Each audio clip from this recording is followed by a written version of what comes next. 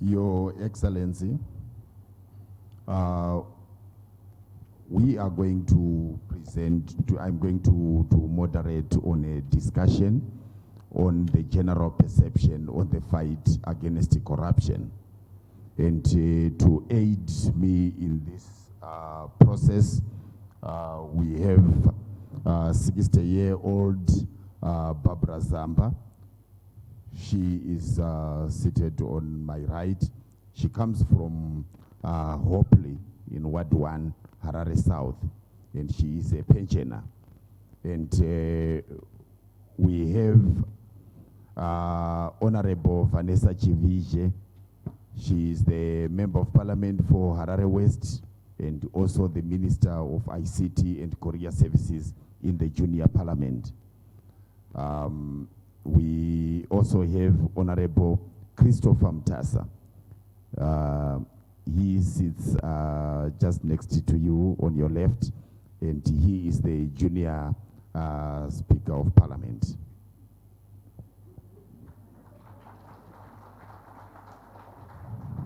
Thank you very much. So the question that is going to be talked about is, when you are seated in your offices as the head of the government, there is a general perception that is building within the society about corruption, and people experience it differently. So I will ask Gogo Barbara Zamba to go first and share her experiences. She's going to talk about the experiences from the banking sector. Thank you.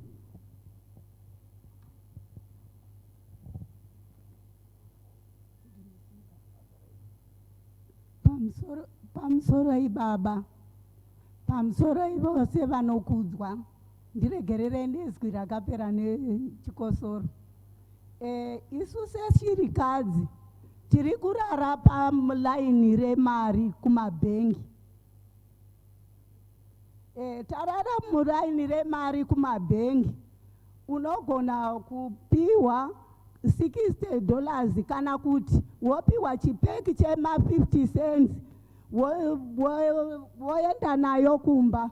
Mukombi vari kuti ma 50 cents haachashandi. Mukumusha kwatinotenga vari kuti haachashandi. Zvino ndichibvunzawo kuti ivo mabhengi ari kupa mari isisashandi sei? Zvakare kana uchitenga kadhi rine percentage yaro, eco cash percentage yaro, mari cash in hand ine percentage yayo, iwe uchitenga chinhu chimwe chete. Ndizvo ndichibvunza bedzi maita yenyu.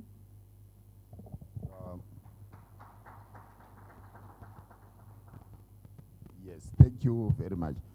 Your Excellency, the experiences of the case that we have been given of the widow is talking to the issue of the multi-layered pricing system in the shops. The banks are giving coins to people, but when they go to the shops, they can't use the same coins to buy. They can't board public transport using the same coins. So the nightmare now is, why would the bank continue to give people the coins when they have been rejected by the citizens? Chokutanga ndechokuti muri pensioner muno kupera kwemwedzi munofana kutambira pension yenyu. Nhamo yamaita ndeyekuti kana maenda ikoko kune mutsetsa yomugara mumutsetsa nguva yakareba, dzimwe nguva kana kuvatapo chero mazuva akawanda sei, asi nyaya ndeyekuti mari yenyu munofana kuipiwa nokuti makaishandira handiti, saka mafana kuipiwa. Nyika yedu ine nhoroondo mafambiro yakaita. Zvimwe mungadai musingahwisisi kuti sei tiri mumatambudziko atinawo. dene tikadzokera zvepasura apo kuti Smith akutonga zvenyika ino, tinodzokera zvekusango kutanga kumurwisazve, timubise, tizvitonge isu vanhu vatema venyika ino. Tazvitonga tozvibvunza kuti takaendirei kuhondo, takaenda kuhondo tichida kutora ivhu redu, saka tichadzinga zvevarungu vanenge vari mumapurazi tichitora ivhu redu. Kana tadero varungu vanotsamwa vari kwavo kuti sei vaReserve vachigovana ivhu ravo, ndozvavanotsamwa izvozvo. Vobva vaitiisira zvirango zvonzi masanction. Pazvakaiswa zvirango izvi mugore ra2000-2001, nyika imwe neimwe kuti ibudirire inotsigigwa nenyika dzakabudirira namabhenki epasi pano makuru kune zvamunenge muchiita, kuda munovaka migwagwa, kana muri kuvaka mahospitari, kana muri kuvaka njanji, kana muri kuvaka zvikoro, kana muri kuvaka mafactory, munotsigigwa pachirungu vanoti malines of credit anobva kumabhanga enyika idzo. Zvino kana vaisa zvirango zvose izvozvo zvamamuchibatsirwa zvinobva vachiitira izvozvo, vanenge vachiitira kuti vanhu vatambure. Kana vatambura vobisa hurumende iripo, nokuti vanenge vatambura vanhu, kuti kuuye hurumende ingawirira navo kuda zvingadzoka zvavakanga vari kudhara kugara vazogara matundundu futi uno munyika medu. Zvino muno muZimbabwe hatizvibvumi, takati vainde zvachose, kukatonhora toramba tiri muno, kukapisa toramba tiri muno, tikatambura tichingova muno, kudzamara takwanisa kugadzira zvinhu zvedu tichingova muno takabatana nekutambura kwedu ikoko, asi tichifara kuti nyika ndeyedu. Zvino kufamba kwataka tichiita uku, takasvika pamwe patakati mari yatakanga yakarohwa nechando ikafa, mari yatatina kare iyo ikabva yashaya zvokuti kaida kunotenga chingwani namabhiriyoni, tikairegera, tikagara pasi tikazoti hatitorei mari yavo, ivo varova mari yedu, tione kuti yavo vangairova here. Ndo patakatora mari yavo, madhora ekuAmerica, mapaundi ekuamambokadzi, nekuSouth Africa vabi yedu vapamhira apa, nemapula neinonzi euro, tikaisa moti mubasket 1 ikatishandira kudzama takasvika panapa. Asi kuti tichisumuka tiinde mberi, hakuna nyika inosumuka isina mari yayo. Mukaenda paMozambique apa, vane mari yavo inonzi metikash. Vakatambura vakaita sei, vanenge vachingoti nemetikash yedu, kwete yavamwe yavo yavanogadzira ivo ndeyavo yeMozambique. Mukaenda paJoni apa, vane yavo inonzi ichi rand, ndeyavo. Mukaenda paBotswana vane yavo inonzi pula, ndeyavo. Hazvinei kuti yakasimba haina kusimba, asi ndeyavo. Mukaenda paMalawi vane yavo, mukaenda paZambia vane yavo inonzi kwacha. Voga vasina yavo ndivo muno. Zvino vana vedu mangwana vagoti vana baba vedu vakaita sei vanoda kutonga nyika nemari yavamwe. Hatiitei mari yedu. Saka takaisa tanga mari yedu iko zvino. Tine ndangariro yekutosumudza ufumi hwenyika yedu nezvatinazvo, asi hatisati tapiwa rubatsiro kana rutsigiro runobva kunze, runowanikwa nana Zambia, vana Malawi, vana Mozambique, vana South Africa, vana Botswana, vana Namibia, vanobatsirwa nama World Bank kuti vasumuke. Isi hatina zvose izvozvo. Saka kusumuka kwatichaita, tosumuka nekushanda kwedu.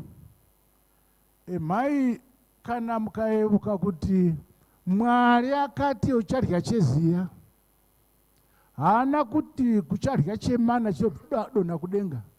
Zvobvira zvatichadya tichazvitambulira.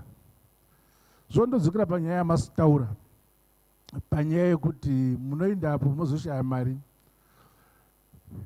tachinja tichibva kumari yatanga tina tisa yedu, uremu hwemari yedu hwakaderera chaizvo chaizvo.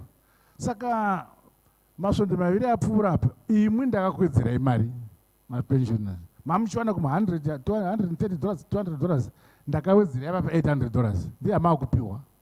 Saka mufanira kufarana nazvo izvozvo, ndichiziva kuti vana mai vangu ngavabatsigwe. Pasure pose apa pamusaka pokuti mari yanga iri tisinayo, nokuti yatanga tichiwana iyi ndekuti makatengesa mopiwa mari, tabva ikoko tayambuka taapakuisa mari yedu kozoti takuinda mukisimusumu. Saka pasvondo rino iri tatarira paTV ndokuona kuti pane mitsetse yakareba chaizvo chaizvo, vana mai vagere pasi vakaita sei kuti vawane mari. Ndikadana mukuru webhanga deni anga ari pano, zvaita zvakanaka ataroga iwe ndiona vanhu paTV vakawandisa zvoreva chinyi, ndamotutsira mari pfudzunura imwe. Saka nhasi china kubva chipiri masikati vanga vaisa kudhara vaisa mari shomane between 10 and 14 million pazuva mumarket. Kubva chipiri masikati vakuisa 30 million every day, vakuisa 30 million mumabhenki. Saka iko zvino izvi hamuchawani mitsetse yayo nokuti mari yadini yatutsirwa. Kana tikaona zvekuti haina kukwana tichaona zvokuita. Ndoenda kumwana wangu musikana ati wati kudi zviya iwe zviri panapa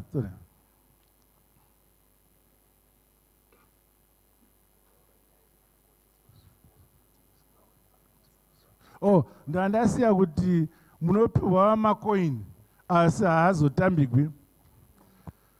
Kutaura chokwadi, makoini ya imari yedu, haisi yokumwe, ndeyedu. Inyaya yendangariro inonzi perception muchirungu, ndio iripo. Hatidzokeri sure kuti tigoti makoini haasisiri mari, ticharamba chiti makoini mari yedu kudzamara munhu wose adavira kuti ndeyedu. Hatibvi ipapo, asi kwasara mazuva mashomane kuti tutsira. Handitanga chimuchingwana mapepa mamuchiwana $2 ne$5. Taakuzoisa 10 ne20 pamazuva mashomane akutevera itikwirire mbichana. Chatachitira kuti $2 nema$5 inyaya yokuti pasuro tataziva kuti mari dzedu dzachitakuka. Ukaenda ukaomboka pana Limpopo oona munhu ane hobho yemari yedu ari miruko, ane hobho yakawandisa maningi. Zvino kuti utore 10,000 yama$2 inoita gomo kudaiwo. Saka inokuremera, kuputsa unonzi chi corruption iyoyo tine tichiputsa.